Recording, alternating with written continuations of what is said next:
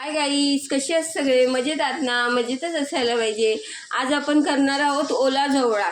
हा बघा, आज आमच्या ना दरवाजावर ना मच्छीवाले आलेले, तिच्याकडे ना ओला जवळा होता. हा बघा, हा स्वच्छ धुवून 3-4 पाण्यातून ना काढून व्यवस्थित धुवून घ्यायचा, कारण त्याला रेती असते ना, म्हणून असा गाळून गाळून घेऊन धुवून काढायचा. आता त्याच्यासाठी बघा काय साहित्य लागणार. त्याला ना 2 कांदे घेतले, 2 टॅमॅटो घेतले, कोकम आहे, दोन ना मिरच्या घ्यायच्या अशा कापून, ते छान चव लागते, कढीपत्ता आणि ही कोथिंबीर. आता आपण सुरुवात करायची. कढई आपले तर गरम झाले, त्याच्यामध्ये आपण हे ना तेल टाकायचं, 1 पळी तेल टाकायचं.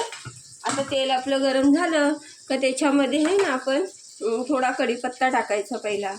बघा, कढीपत्ता टाकला का नंतर आपला हा कांदा चांगला ब्राऊन करून घ्यायचा व्यवस्थित. ह्याला ना कांद्या आणि टॅमॅटोवरच चांगली चव येते. ह्याला ओल्या जवळ्याला असं करायचा, छान लागतो.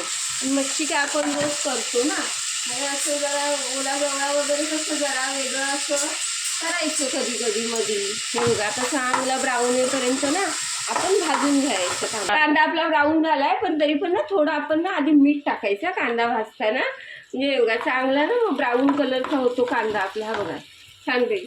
आता ना पहिलं टॅमॅटो टाकायचा, तो पण चांगला नरम करून घ्यायचा टॅमॅटो सुद्धा.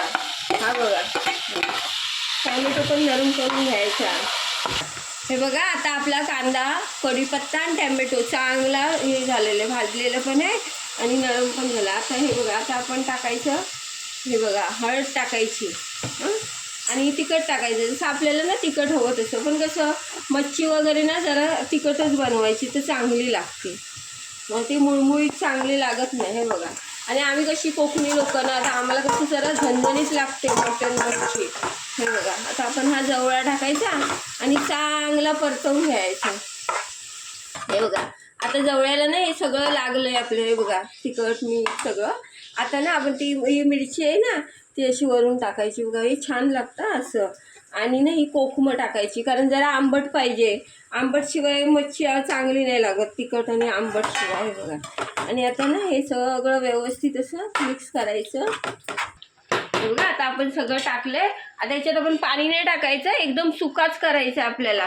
त्यामुळे ना आपण वर ताटामध्ये पाणी ठेवायचं. हे बघा, असं वाफेवरती करायचं, छान लागतो मासा जवळा ओला. हा, आपल्या ना जवळा झाला का आपण बघूया. हे बघा, मस्त छान झालाय बघा जवळा कसं. हे बघा, सुका आणि मस्त झालाय बघा.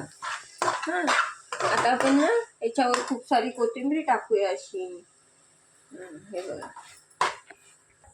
हा हे बघा, आता आपल्या जेवणाचं ताट तयार आहे. आज आमच्याकडे बघा हे जवळा आहे ओला, ही मच्छी आहे फ्राय केलेली, हे सांबाराची मच्छीची कढी आहे, कांदा आणि भाकरी.